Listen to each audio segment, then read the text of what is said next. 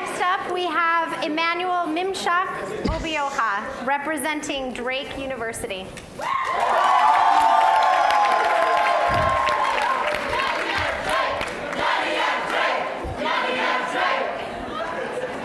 Thank you very much. Hello. Hello. Can you hear me? Hello? Can you all hear me? Thank you very much. Hi. I'm an architect and a very passionate social entrepreneur. But how does an architect fall deeply in love with social impact? Let me tell you my love story. It's a story of mentors. At 13, I had two major life problems.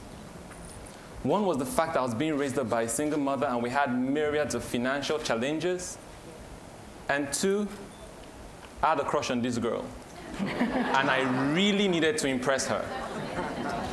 By the time I was 14, I started my first business to solve these two problems.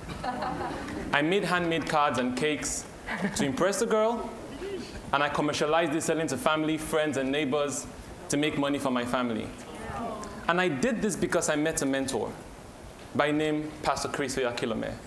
And he taught me that problems are not the end, but they are an opportunity to change the world. He said, success is all about finding a human need and reaching out to meet it. At this point, it was my need. At 16, it was time for college, and I was obsessed with lines and colors and precision and design. So I decided to study architecture. While in school, I had to work. By the time I was done with my course, I had raked in 4 years' work experience. On my 5th year, the firm approached me to be a junior partner. I did this, and I was bored. I was still obsessed with design, but I wasn't sure I was cut out to keep designing buildings.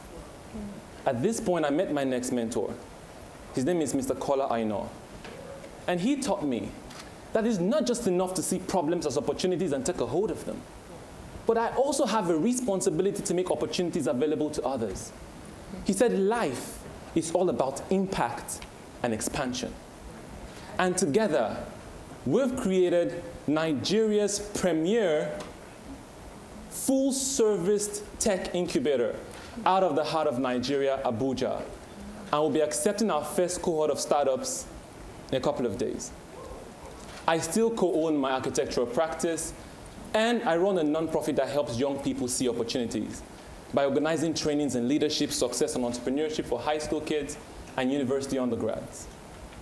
At Drake University during the Mandela Washington Fellowship, I met young, inspiring Africans doing amazing things, taking advantage of Africa's problems and making them opportunities. I met people like Peter in Kenya, where there's a serious drought problem. But he sees it as an opportunity to create water harvesting systems. Opportunity.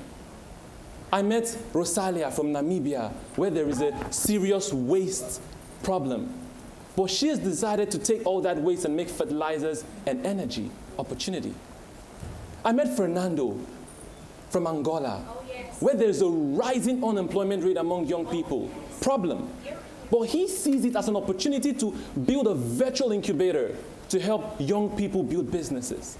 I met Kadi from Senegal, where women and children have limited access to healthcare. Problem. But she sees it as an opportunity to build health centers. And I know every one of us here, Nelson Mandela Washington Fellows, are taking Africa's problems and making them opportunities. But that's not enough. We have a responsibility to make opportunity available to others, to the next generation. Imagine if every Mandela Washington Fellow, past, present, and future, will go back home and mentor just 20 high school kids in 1 year. Over the next 10 years, we would have mentored 1 million young African leaders. Now take a moment with me and imagine. Imagine 1 million Kadis building health centers, and Peters building water harvesting plants, and Fernando's creating jobs, and Rosalia's converting waste into energy. Imagine 1 million yous and 1 million me's. What kind of Africa would we have created? So, the fellows at Drake decided that we're going to go back home and pioneer Say Yes clubs in high school. Say Yes meaning shaping Africa through youth engagement in sustainable development, using the resources on the Yali platform. And I'd like to end my speech with this quote by Nelson Mandela. He said, every once in a while, a generation is called upon to be great. He said, you, and I added, we could be that great generation.